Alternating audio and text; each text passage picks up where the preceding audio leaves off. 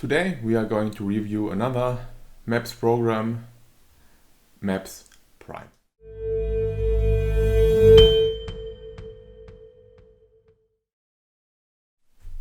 Hello.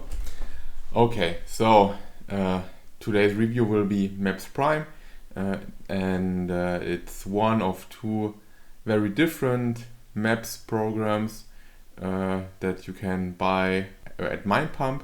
Basically, MAPS Prime and MAPS Prime Pro, they are not really your typical training program, but more, let's say, assessment tools for your mobility, figuring out where you might have some movement pattern problems and bringing your actual training to the next level.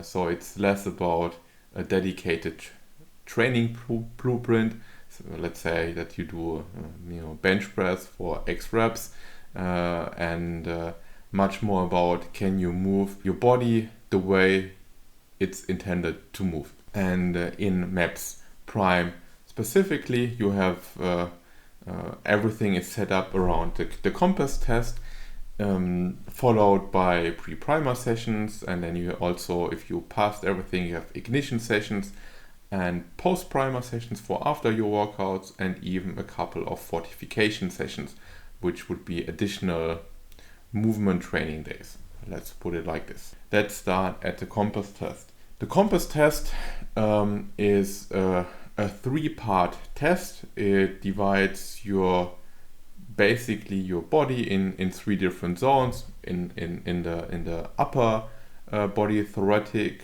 spine section, then more lower trunk mobility rotation zone, and then you have the lower body with a squat test. So zone 1 would be a wall test, where you basically check a bit like this, if you can move your shoulders and your thoracic spine enough. The windmill test is basically a windmill where you will get a few hints on what to jack and what you should be able to do properly. And then you have the squat test, where you have to perform a squat and make sure that everything works according to plan. It's pretty easy. You get videos with this where you get very solid coaching cues, so you don't have to have any worries about this at all. They show you how to do it. They help you assess it. It might be here and there helpful if you have someone that could help you. Makes it sometimes a bit easier to see if you might cheat during the test, which can happen quite easily simply because our bodies are structured that way. We try a way to make things work. It's a very easy scoring because it's either pass or fail, so one or the other. And my recommendation really is if for any zone, no matter which one, if you are not sure, if you're like kind of borderline pass or fail, and you don't really know what to score yourself, then you just give yourself a fail. There is really no issue in doing a little more mobility than you would do otherwise. So it's going to help you. I mean, that I don't see the harm in doing a little bit more in terms of mobility, especially as most of us just sit in front of a desk all day. Then giving you a pass, and you might be borderline okay there. So when in doubt, give yourself a fail. Otherwise, you pass the test. You will get some key points there on what to look for. Let's say you did the test, that's all fine, and you passed everything, or maybe you just passed the zone 1 test, or the squat test, whatever it might be. But it's time for your next training session. So you will do a pre-primer session, which means after maybe some cardio warm up, you will pick a few exercises from the zone you might have failed. If you didn't fail anything, you will just pick one exercise for every zone and get your body moving. This isn't this isn't a workout by itself. It's really just getting your body ready to move the way it's intended to do. Especially when it comes to compound movements where many moving parts come together. So this is in the end encourage your body to strengthen the right muscles, to actually use the right muscles to get maybe in a better range of motion for the movement that's coming later on, and to tell your head, your CNS, so hey, we are now going to move. Even though we might have sat in front of a desk now for 10 hours, now it's time to squat. Get ready to use the glutes, the quads, the hamstrings to brace, whatever it might be. That's for me especially I always treat my body in a way that I might have failed zone 3, the squat test, just because I know I'm getting quite stiff very fast if I don't do something on a almost daily basis there. So I'm constantly doing something. Just to give you a few ideas what might a pre-primer session exercise look like. For zone 1 you might do a few wall circles or handcuffs, maybe a halo. In zone 2 you might do windmills, as the same name as the test, or cat cows to get some movement in your spine there. Or lizard with rotation, a very common MAPS exercise. In zone 3 you might do 90-90s, that's something I always do before I squat. My hips need this a lot. You might also do froggers or an active pigeon, just to name a few. There are plenty more movements suggested in the blueprint. How long should this take? Really depends, of course, on how much time you have, but also on how many passes or fails you have. It's somewhere, I would say, from a couple of minutes, spending some time there, to not more than 15. It's not a training session. You're not going to do this for half an hour in order to then train for another hour. So it's something that should just help you get more out of your actual training and not be the training by itself. The ignition exercises are something the guys from my pub recommend you doing only if you passed all 3 compass tests, and that's basically because those are, let's say, advanced exercises where you really should move your body properly in order to not do more harm than good. This means I'm sticking with squats. Let's say today you're going to squat, you warmed up, you did your pre-prime, you did 90-90s and froggers, and now it's time to do your first working set on the squat. And so you might do a jump squat down, and then you jump out of it, really with really explosive exercise, explosive movement, which is the last signal for your body that, okay, now we are ready, now we have to get ready because something is happening. You could do jump squats just with your body weight. Maybe depending on how much you squat, you might add the bar and a little bit more.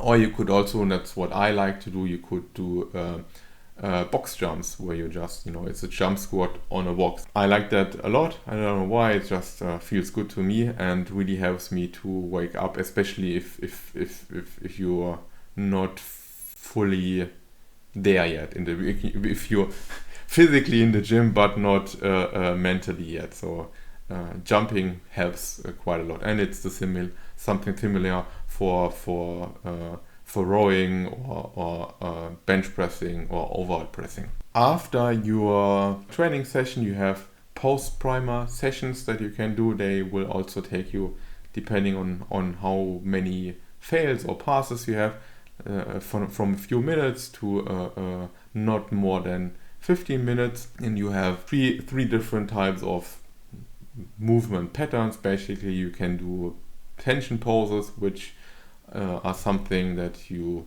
might remind you of yoga. It could be something like a downward facing dog. Or you have foam rolling. They are divided into all 3 zones. Something, for your mid back, or for your hip flexors, or even your quads, which is especially rough. And then you have static stretching. Well, there's not much to say there, but again, it's also divided into the 3 zones.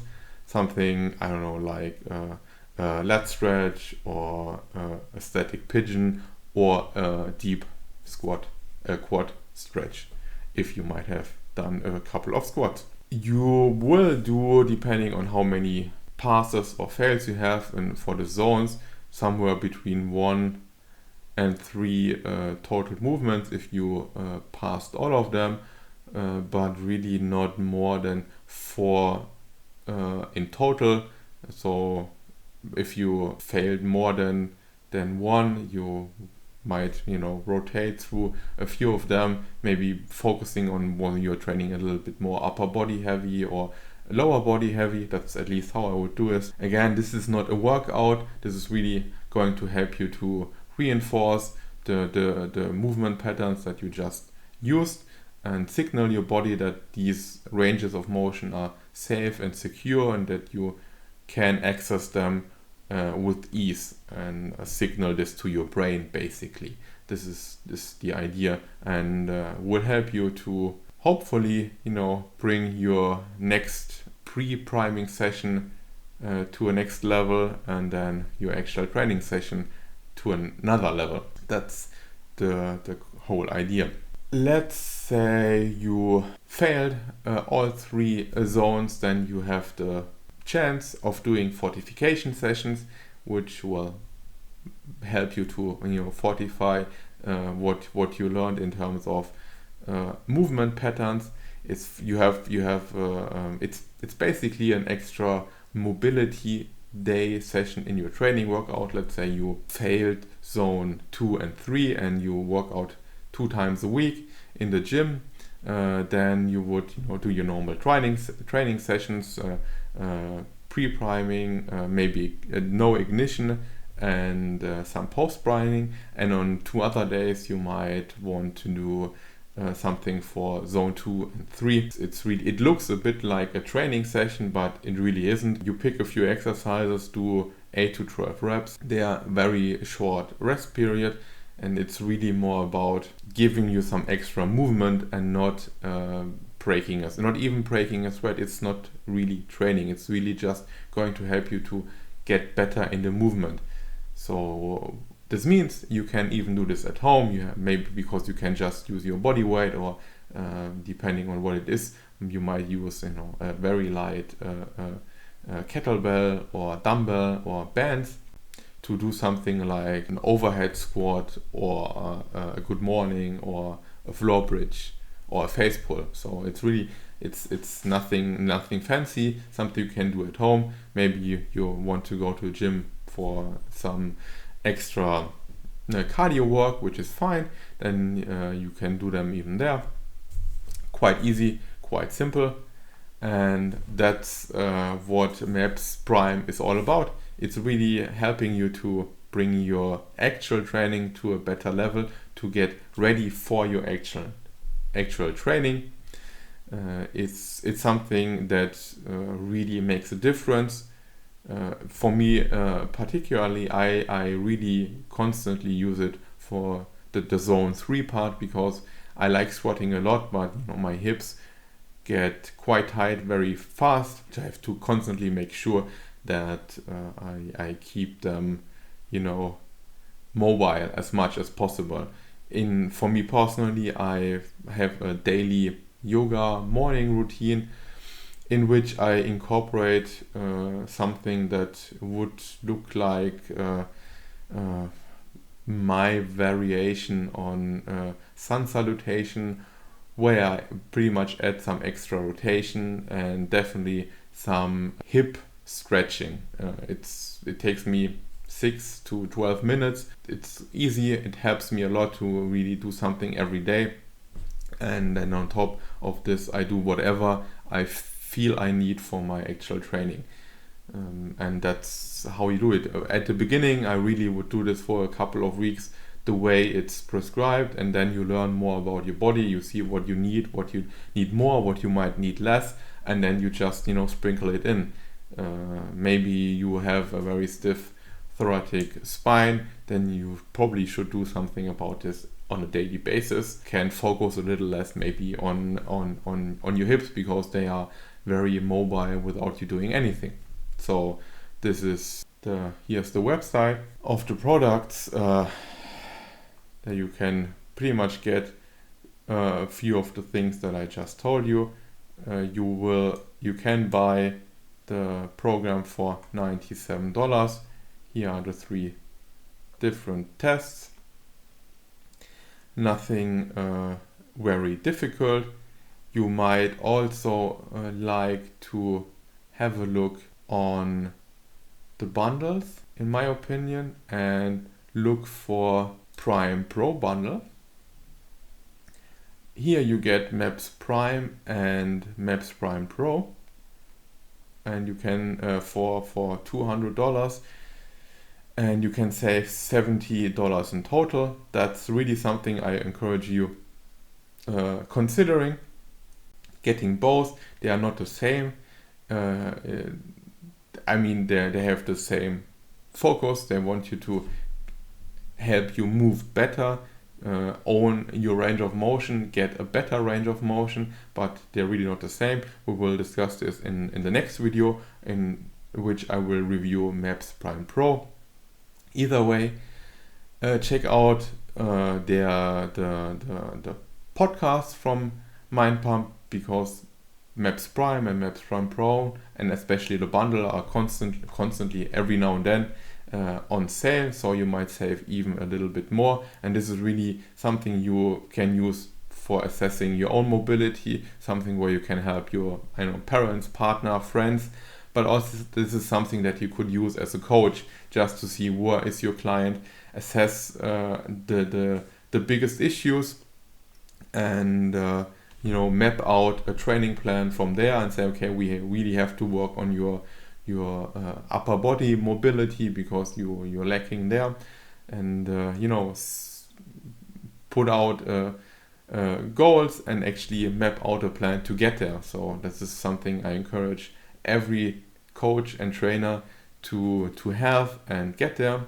As always, this is my personal opinion. I haven't gotten anything from Mind Pump here. This is just something I like doing, especially because especially for the Maps Prime and Maps Prime Pro programs, it's something very, very underrated because it doesn't look very fancy. You doing 90s to get a better squat doesn't look very cool, but if it helps you to add a few kilos to the bar, then it might be something, especially if you're doing this training because you want to get better, stronger. So this is going to help you get better and stronger. Consider it. I hope that you enjoyed this review. If so, please like and subscribe. Make sure to be up to date and have a look for whatever video comes next. If you've seen this when it comes out, the next one should be Prime Pro. So stay tuned and see you next time.